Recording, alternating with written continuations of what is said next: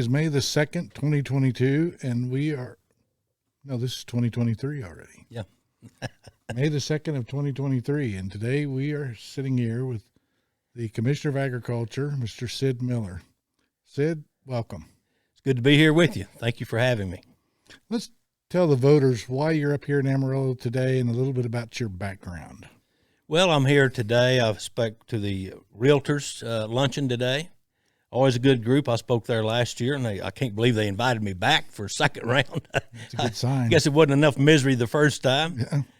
I've done a TV interview on Fox, local Fox station. Let's see, I've got 2 more interviews in the morning, one radio, one TV, and of course we're doing your podcast right here, right now. Yeah, that's good. So it's my understanding you started out as a VOAG teacher. Is that right? I am an 8th generation farmer and rancher. My grandkids will be 10. So we've been at this a while. I'm a graduate of Tarleton State University with a degree in vocational agriculture. Was an ag teacher, taught 5 years. So I was a FFA advisor and 4-H leader. So I like to tell people the greatest natural resource we have in Texas is not oil and gas. It's our youth. And we put a big emphasis on that at the department because the average farmer and rancher in Texas is about 60 years old. We've got to have a new generation coming along to feed and clothe us. Well, I hit that demographic right on the nose. I started out, my fondest time in life was in VOAG and FFA and all of that stuff and all the contests and stuff we got to do. It's one of the few places that in a public school system that you can actually get exposed to leadership and learn how to lead and do some do a few things outside your comfort zone. So they have, of course, chapter conducting, extemporaneous speaking, radio hosting contests. So a lot of leadership skills, a lot of leadership competition. Yeah, we had parliamentary procedure contests, and public speaking, and that was a lot of fun. I think I learned more doing that than I did anything else in school. I would have to agree with you. That was probably the best course I ever took. Yeah. Yeah, we learned how to learn. So you're up here and you got canceled at WT. You were supposed to speak there. Right. What happened there? An illness. The gentleman that was running that took ill, and I don't know how bad it was, but I know he was out for a couple of weeks or more, and the planning just couldn't happen. So we'll be back, though. We'll go back out there, and sure feel for the president out there. He's getting a raw deal. I mean, he did the right thing, and I guess liberal professors are trying to run him off. But wish him well. I certainly support him. Yeah, we do too in the Republican Party. We're trying to get signatures at the conservative. What is that website what the petition is? Are you? I'm not familiar with it, but I'd sure go sign it. It's on our. I've sent it out to the people, but I can't remember the exact link. Conservativepetition.org or something like that. Okay. And I can get you the link. Yeah.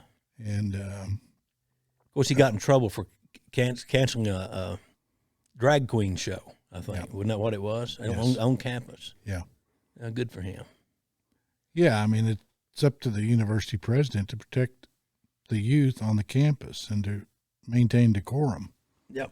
And I don't understand where this is coming from, that people think it's okay to expose anybody, children, to that sort of activity. Yeah, I don't agree with it either. Whoever scheduled that and allowed it in to begin with probably ought to be reprimanded or maybe even fired. Well, apparently the student faculty, or not the student faculty, the faculty senate down there, 60-40 is against him. Right. Yeah, I want him censured. So. In West Texas. Yeah, that's unreal. So good night, nurse. Come on. How do we fix that? Well, it can be fixed, but we've just got to have more conservative instructors, professors, which is it's kind of a double negative. There's no such thing. Well, there's a few. There are some good ones out there, and thank God we've got those, but there's not enough of them. I guess that would be a better way of saying it.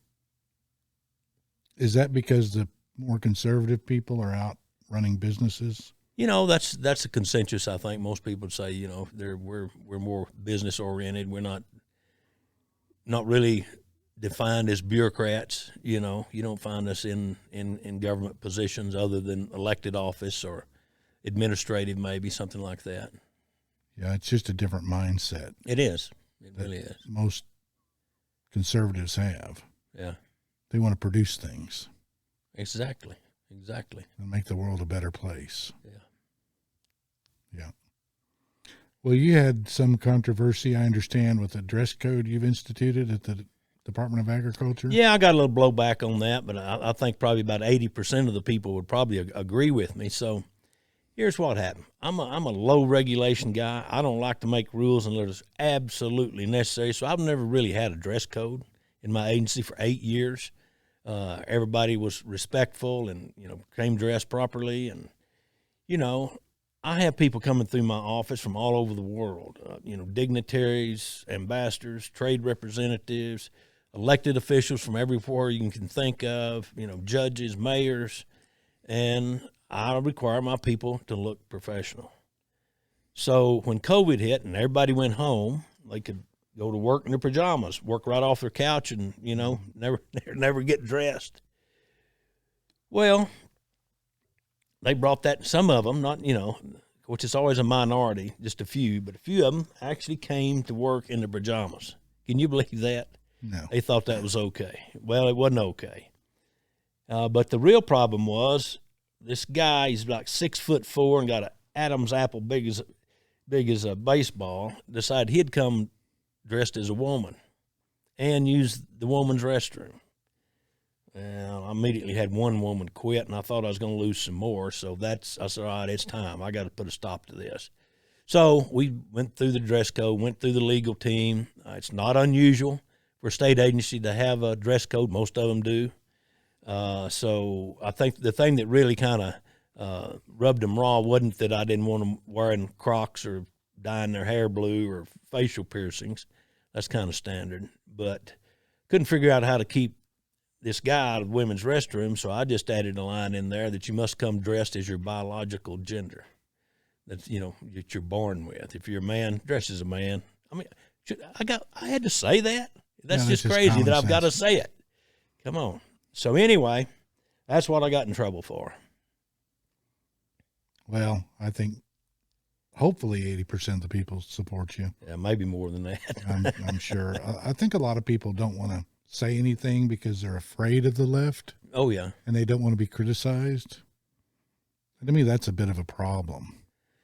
We need to stand up to this deviancy, really. Well, and that's what I'm doing. I'm not scared of them. I've always had a philosophy ever since I was first elected to the state house, and I've carried that forward as a statewide elected official.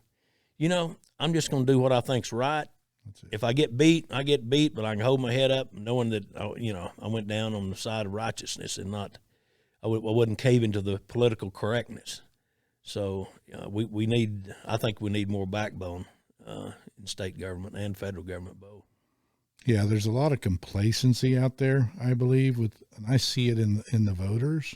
They just don't want to be involved, and they don't want to be criticized, and they're manipulated by the media. When I got a call from the reporters on the WT thing and they interviewed me, I go down there. There's 25 people protesting. They're well organized. I suspect they weren't from here. Probably. It was too organized. And I had about 150 people that came because I let them know, okay. Just average citizens that were against it, but we're totally disorganized, right? Mm-hmm. We're just standing around looking at the spectacle.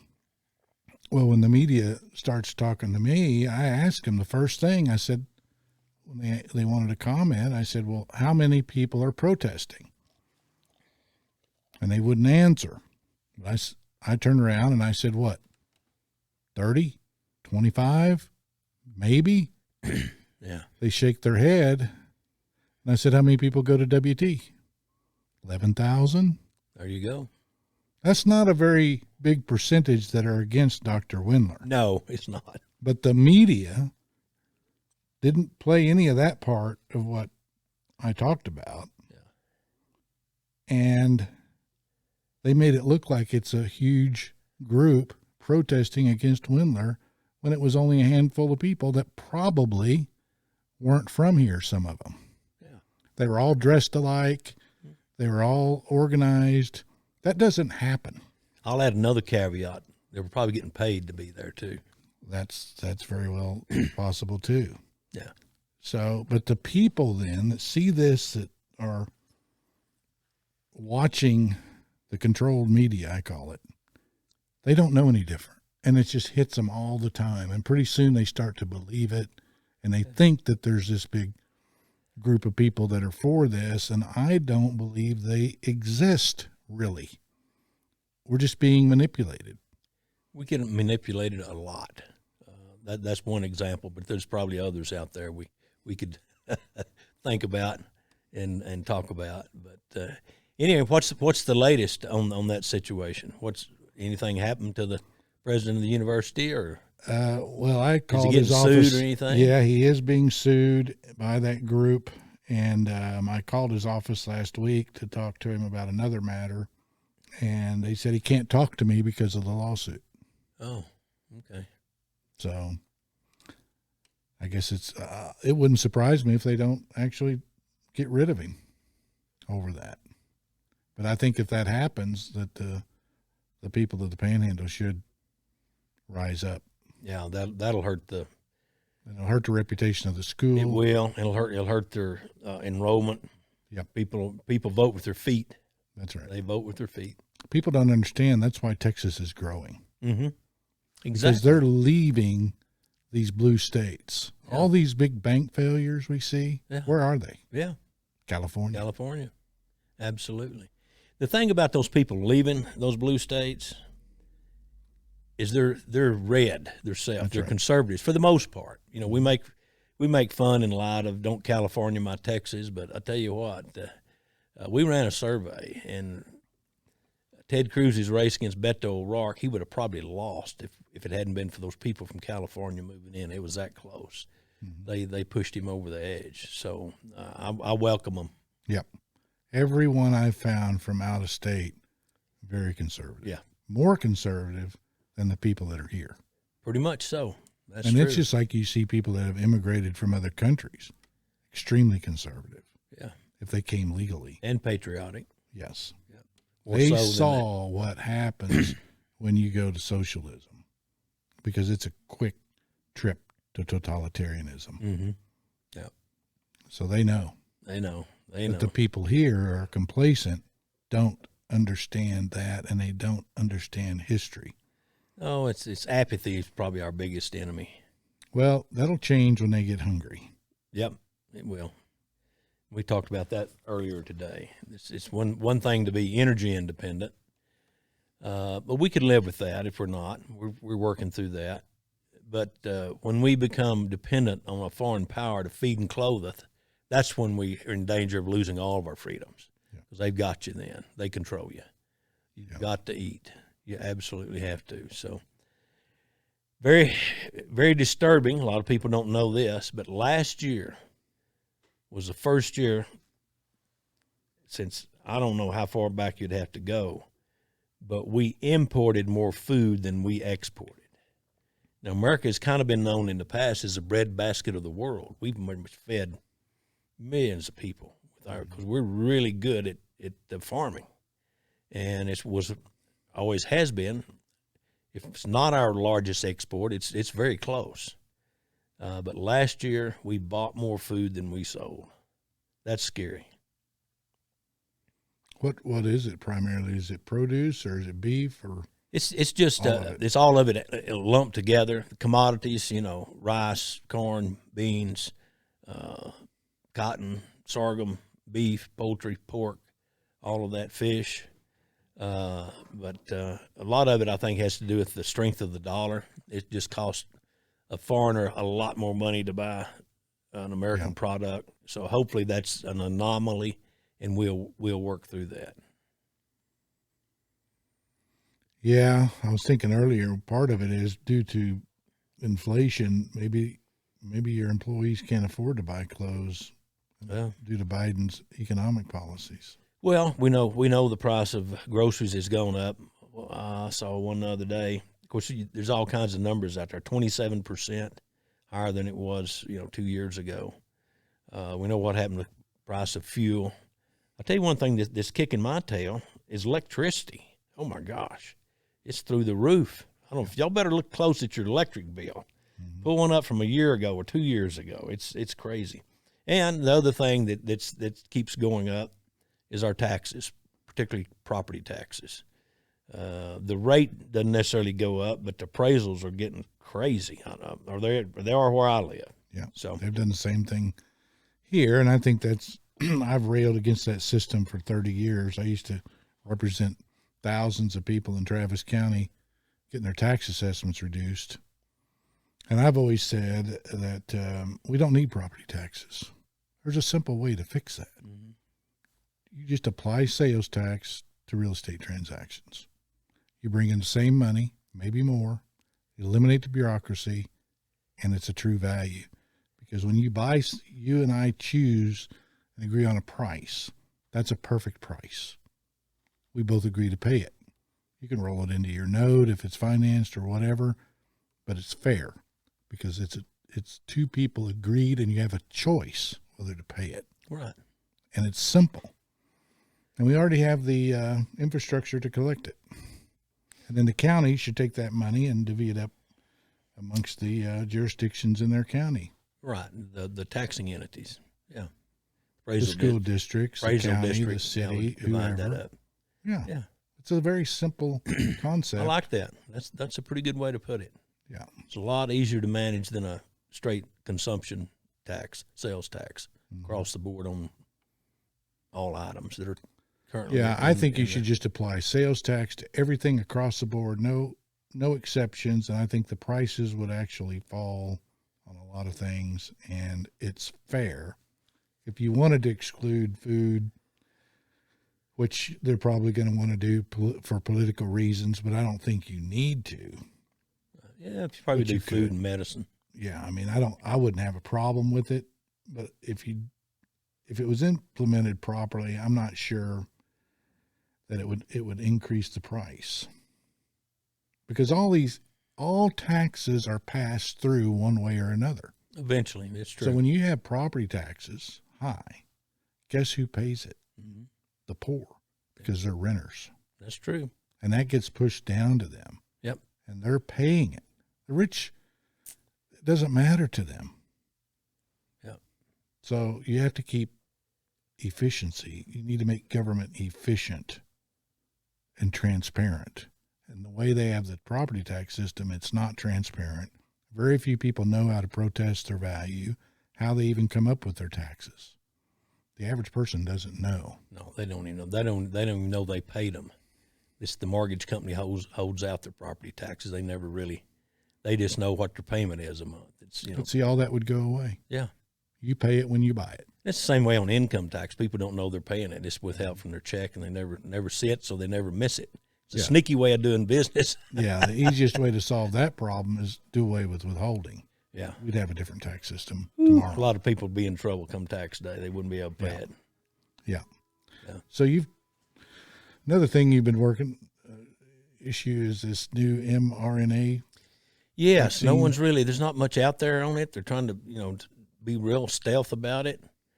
So it's mRNA, which is messenger ribonucleic acid, which is the method by which they developed the human COVID jab. It's not really a vaccine. So now they're wanting to do that. They're developing animal vaccines by this method. And my cowboy logic says we've already got all the vaccines we need. I've given tens of thousands of animal vaccines over my lifetime. I can't think of one disease that I couldn't go get a vaccine for. Pink eye, blackleg, anthrax. I've been given COVID vaccine to my cattle for probably 30 years. I mean, we've had a COVID vaccine forever. Mm-hmm. So I can't find any reason. It's kind of like a solution in search of a problem. They can't, I can't get anybody to tell me why we need this new technology. And here's how stealth they are about it.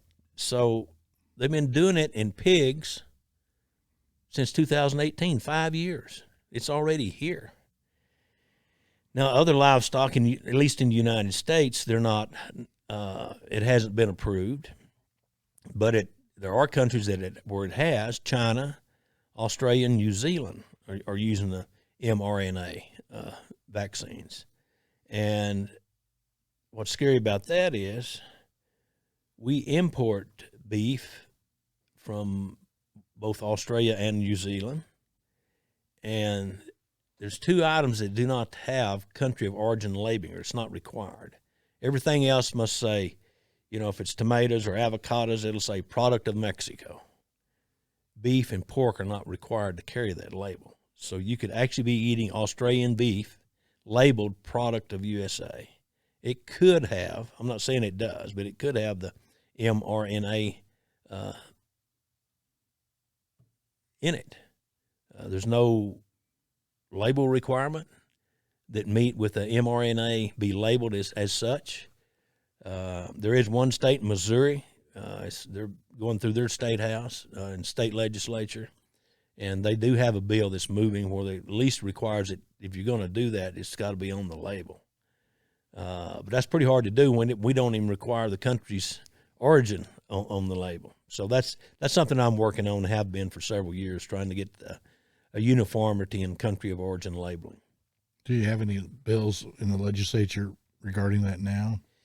This, yes. Well, not in Congress. There is some stuff working through That's Congress. Federal level. Federal level. Yeah, we can't regulate international trade. So and I met with G.T. Thompson. He's the new chair of the House Agriculture Committee. And matter of fact, I hosted him in the Western Congressional Caucus for 3 days in Fort Worth a couple of months ago. And we specifically worked on the Farm Bill. And this was one of them, getting country of origin labeling on foreign beef and foreign pork. So that was one of among other things. We covered a lot in 3 days. I would think the Democrats would even be for that. I think it's a bipartisan. Yeah, that's bipartisan. Yeah. I don't know how it got there to begin with. Probably some big packing plants with their high-powered lobbyists, bought their way in to getting an exemption for the beef and pork. Mm-hmm. Well, they're foreign owned. Yeah, there are some of them. Yeah, the largest pork producer in the United States is Smithfield Foods, which is owned by the Communist Chinese. Mm-hmm. Now that's just stupid. And then the big four packers control 80% of the packing market, and one of those is JBS, which is owned by a couple of Brazilian brothers who've been tried and convicted of selling adulterated meat in Brazil. And they've also bought Tyson's and Pilgrim's Pride in the poultry end of it. So, yeah, we let too many people do too much stuff, in my opinion. I'm not an isolationist, but I am patriotic, and we've got to protect our freedoms, and that's not a very good way of doing it. Yeah, it's like all of our military parts are made overseas now, or a lot of them. Yeah. Well, that's putting yourself at risk. Oh, big time. I mean, that's just illogical, irrational. That's suicide. Yep. We got in that jam in World War II. We had outlawed growing hemp, and we were getting our hemp from Italy, and all of a sudden we're on opposite sides and there's no hemp. So the USDA came out, and you can actually find it on YouTube, Hemp for Victory. Really? And they required every farmer to grow some hemp because we had to have it for canvas, for rope, uniforms. We made all kinds of stuff. There wasn't any synthetics at that time, So sailing ships had to have a lot of rope and tents to house our soldiers, and all kinds of anything canvas or canvas-like was made from hemp. Well, I can think of a lot of good uses for some good hemp rope. Yeah. I'm not going to. I don't know where that's leading. Yeah. Get a rope. We still, growing up, we used hemp rope in our lassos, for roping cattle and calves. So it was It was really good, but you can't find it anymore because no one's making it. Well, there's a lot of people around here now that are starting to grow hemp. We're having a sea change in that. The very first, we've had 3 crops. This will be our 4th crop since we've licensed the hemp program at the Department of Agriculture. Starting out, it was more boutique farmers farming to press the oil out of the crop and sell CBD, nutraceuticals, oil, tinctures. That's kind of run its course because typical farmer, they overproduced and the price went south on them. But we're seeing an increase in the industrial hemp. Now that's the fiber that actually doesn't. It's totally different marketing angle. You cut it and bale it like hay. It's labor intensive. The oil is like growing tobacco. It's all hand labor. I mean, it's very labor intensive. But the industrial, a farmer could, he could plant a circle of it, 2 circles of it, and farm it himself, grow it up, cut it down, bale it up, load it on a truck, and send it to the processing facility. So I think that's the way we're headed. There's a huge demand for hemp fiber. People are wanting to get away from things that don't compost, these water bottles for one, all kinds of plastics and stuff. Hemp is a natural fiber. It's good for the soil. Takes a lot of heavy metals out of the soil. It's a good rotation crop. BMWs, some of their interiors in their cars are now made from hemp. If there was a supply, other automotive manufacturers have indicated they would do likewise if they could get the product. So it's kind of the chicken and the egg. No one wants to plant industrial hemp until there's somebody to process it. No one wants to put a processing plant in until there's some hemp to process. But we're getting there. We're working through that. Yeah, I think that's a big problem. Where do you take it? It costs so much to transport it to get it processed. Yeah. What do you think about, you mentioned the Chinese and foreign people producing our food now. What do you think about them purchasing land in Texas? Well, it's something I'm fighting against and have about 3 years. I was the lonely person charging the hill, several years ago. But I've been on a mission to stop that. It's just stupid. China owns more land in Texas than any other state. What brought my attention was a Chinese military official, billionaire, bought 140,000 acres. That's a big ranch, even by Texas standards. Pretty big. And down at Del Rio near Laughlin Air Force Base, had a big landing strip on it, right on the border. They were going to put in a wind farm. We got that scrapped, but now I think they're putting in a solar farm. So give them access to our food supply, give them access to our electric grid, and let them spy on our military installations. And just about every piece of land they bought has been next to a military installation. What was it the other day? They found a Chinese military police station in New York, and they said there's 7 more. How do we let that happen? That's crazy. Nobody's paying attention. No one's paying attention. And it's just a scary situation, and people don't know what's going on. The media doesn't report any of this stuff. Right.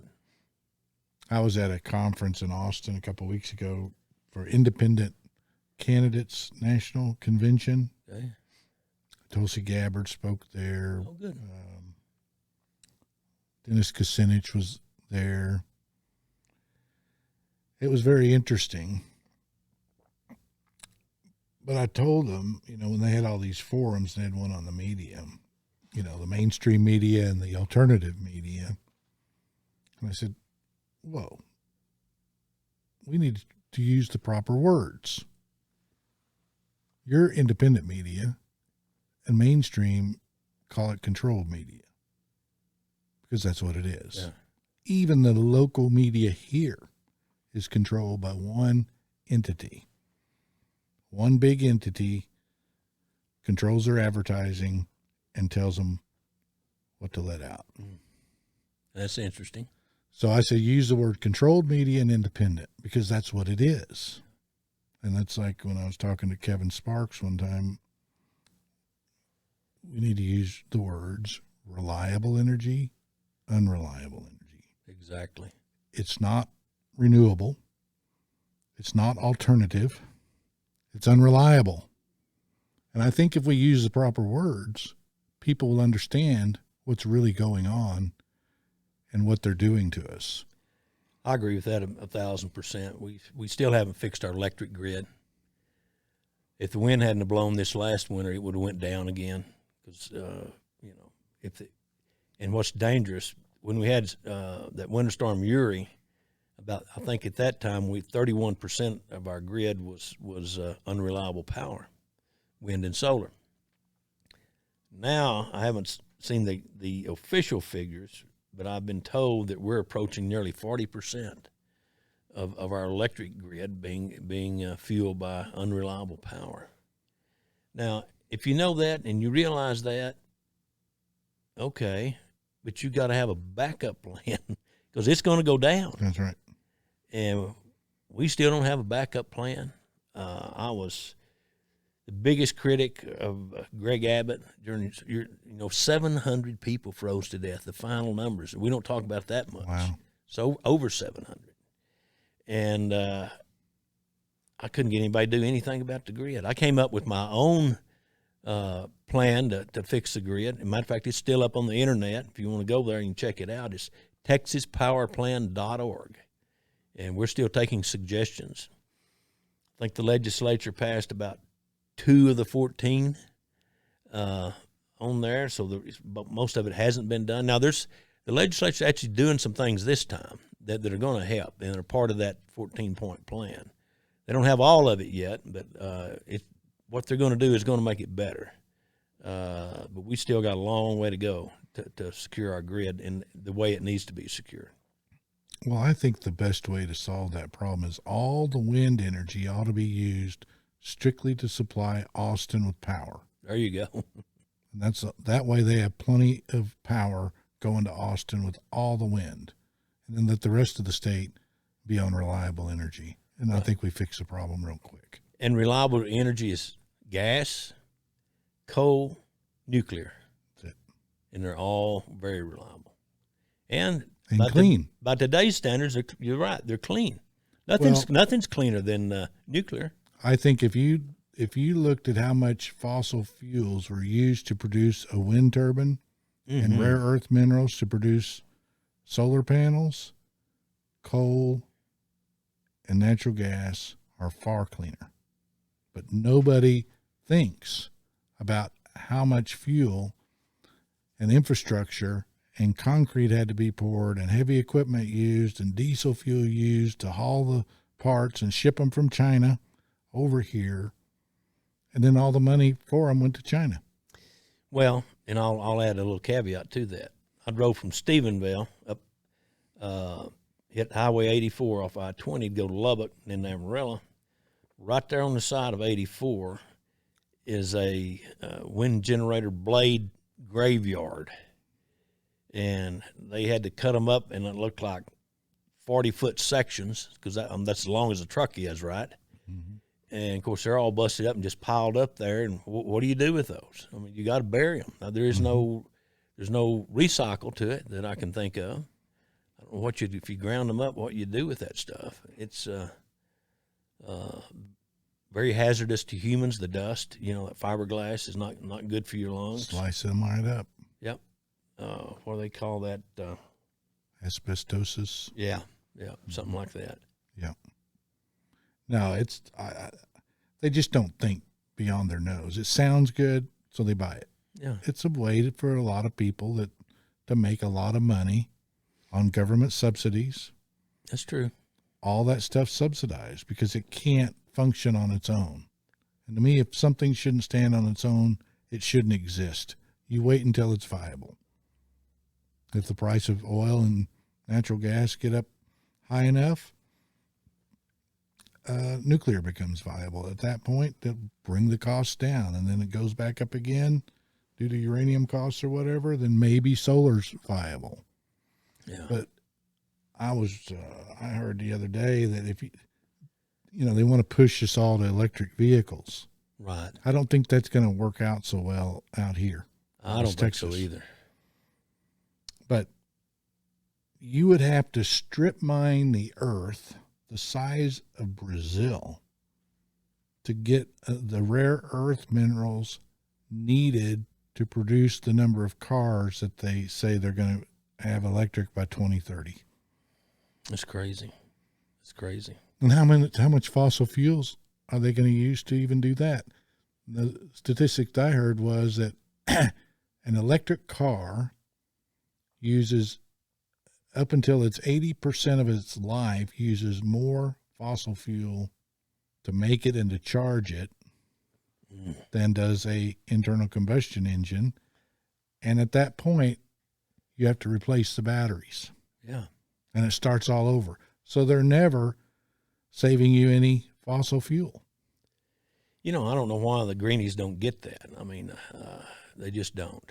But I just don't think they have the mental capacity to understand abstract concepts. They're emotional, sounds good, and they can't think.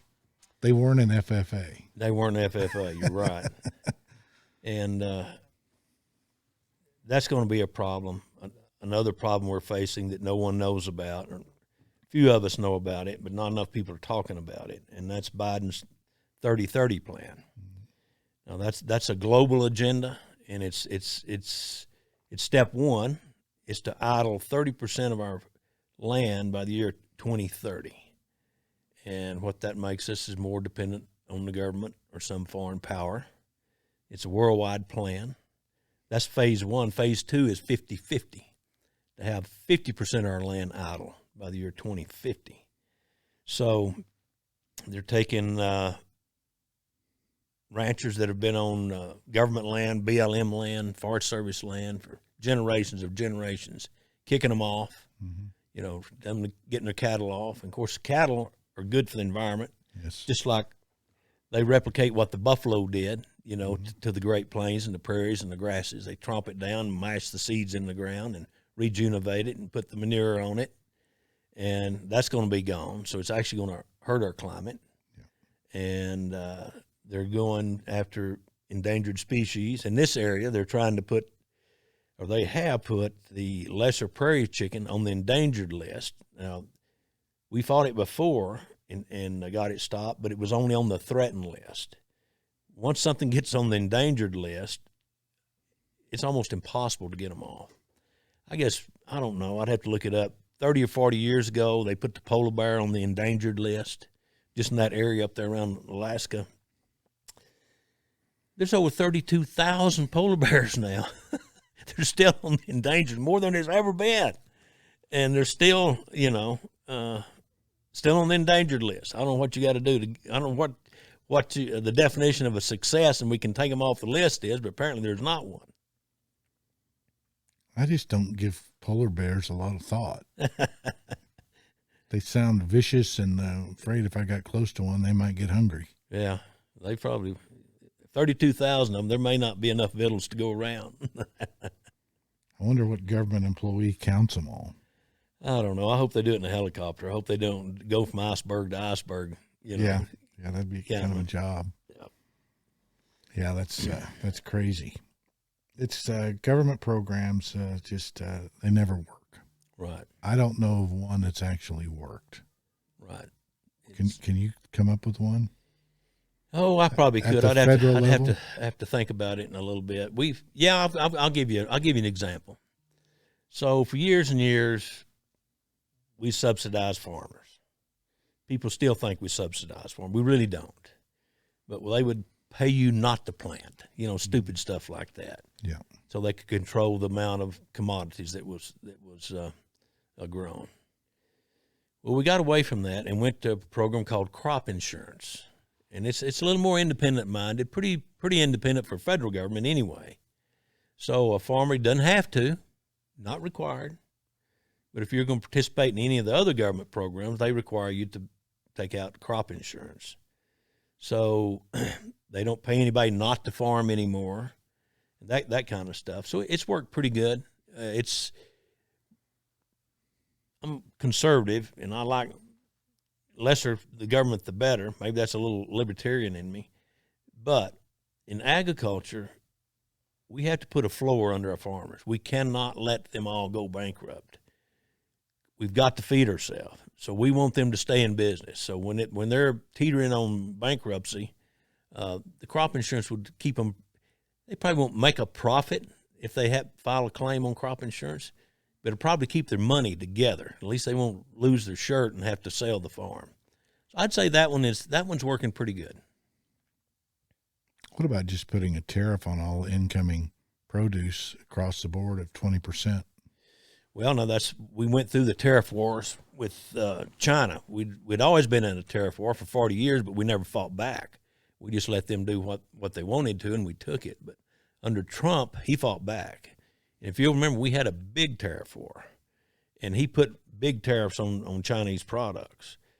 And he said, you farmers, it's going to get rough because we're selling too much for our stuff. They're going to quit buying our stuff, but I'll take care of you. I'm going to take this money that I'm collecting on these tariffs from the Chinese, and I'll keep you whole. And sure enough, if you'll remember, there was a time when those farmers in the Midwest were piling soybeans on the ground, corn on the ground.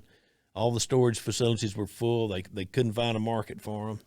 But he came up with relief for those farmers and kept them in business. And now we've got some of the best commodity prices. They're finally bringing what they should bring.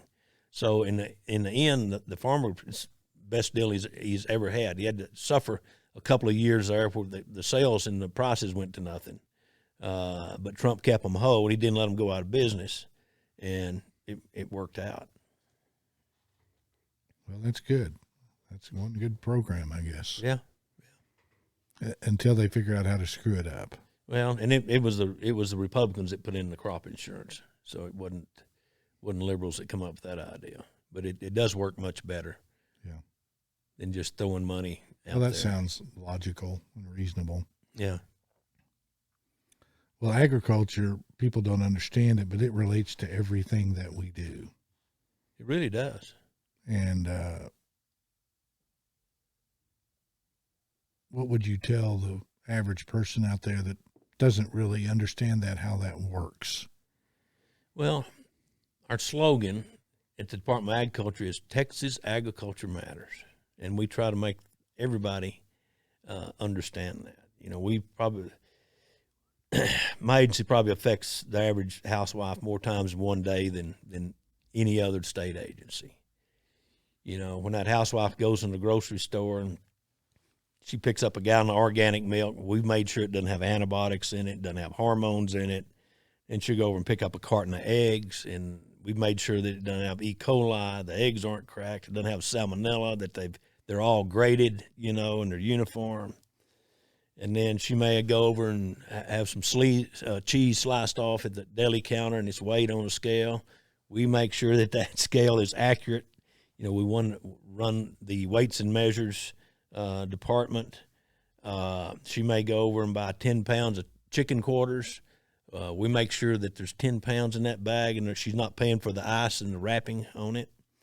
And then when she goes to the checkout counter and everything goes across that barcode scanner, we're the ones that check the barcodes. Every barcode scanner in the state we're responsible for. So right there, in one trip to the grocery store, I don't know how many that was 5 or 6 times we touched that lady's life, but she never knew it, right? Never knew it. So we're out there. We do pesticides. We make sure that people come in your business here, exterminators. We make sure they're not convicted felons. Have a robbery on their background check. That when I got to the department, that was happening, and we license all of the farm operators. That private applicators. We do that, and we register all the pesticides and we've got a lot of programs going around but a lot of consumer protection. We regulate firewood. If you buy a cart of firewood, we make sure you're getting, a full cart of firewood. You name it, we're in on it. Yeah, so many people don't know what a cord is. Right, 4 by 4 by 8. That's right. And a rick is half that. Yeah, yeah.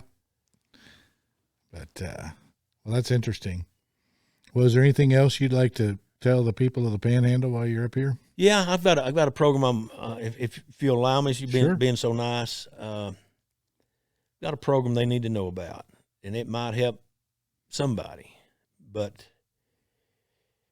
I guess about 2 years ago, I got to reading, and the two highest occupations for suicide are our veterans, of course, PTSD, and our farmers.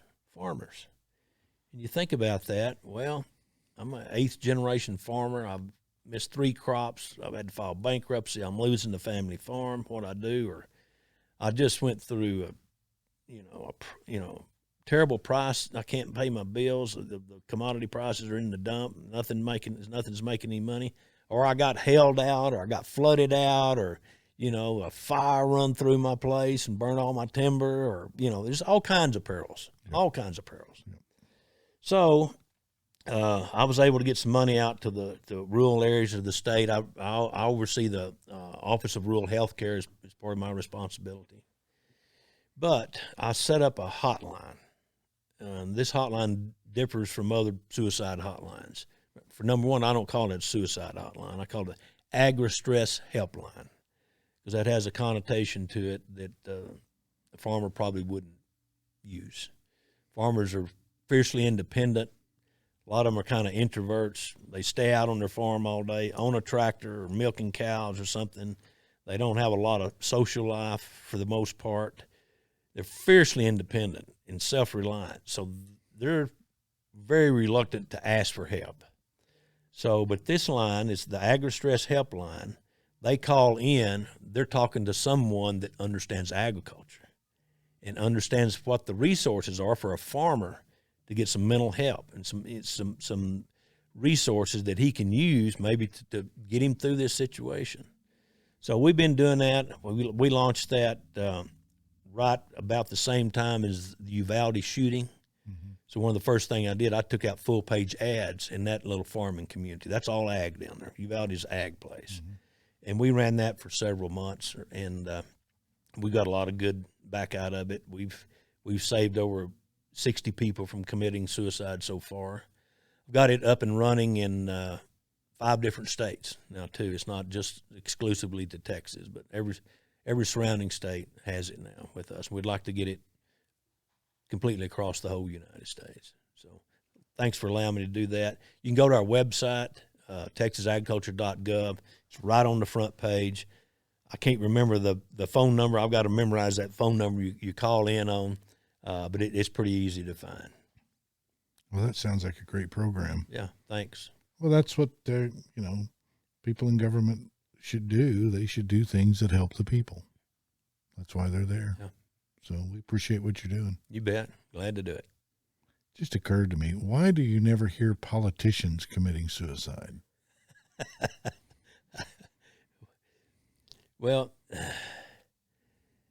I don't know. I guess they're just you having just don't too much happen fun. very often. I've never thought about that until you were mentioned. You don't ever hear public officials doing that. Your isolation point, I think, is probably relevant. Very intriguing. Yeah, that might have a lot to do with it. I think there's a political saying that never try to murder your opponent while he's committing political suicide. Yeah, there have been suicide. There's been a lot of them commit political suicide, but not physical. I've never heard too many, and unless maybe they're connected with the Clintons or something. Oh yeah. Then that might be different.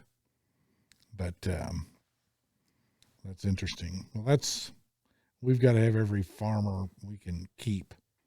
So we want to take care of them, and they're just as important to me as the veterans because they produce the materials and the food to fight the war. Yeah. So you have to have everybody, and everybody is important. Every human. I think I saw a fact. I think, and this, don't quote me, this is probably not right, but it's close. I think over 60% of the enlistees come from rural America. Mm-hmm. The most patriotic. Yeah. Yep. I would think that would be the case, if not more. Yeah, probably could be more, but it's at least that much. Well, I think people that grow up in agriculture, I think it's a responsibility thing. You learn responsibility at a young age. But people who grow up in town or cities, they don't learn that responsibility like you do growing up on a farm. You have to take care of the animals. The animal depends on you. And you're 6 years old, you're given responsibility. You're milking the cows. You're driving the tractors. You're fixing if it breaks down, you fix it. That's it. Yep. At least where I grew up, we did. Oh, yeah. Nowadays, they make them so complex you can't fix them. But I think that it's a responsibility problem that we have in America. It is. Country folks, we can fix anything with nothing. That's right. We've been doing it all of our life. Well, you have to figure it out. You got to figure it out. I think there's a song, "A Country Boy Can Get By," Yeah, country boy can survive, yeah. I think. Yep, that's right. But, I mean, you have to just make things work with what you have. Yep. And you don't depend on other people. You're self-sufficient. And we've gotten away from that. We have.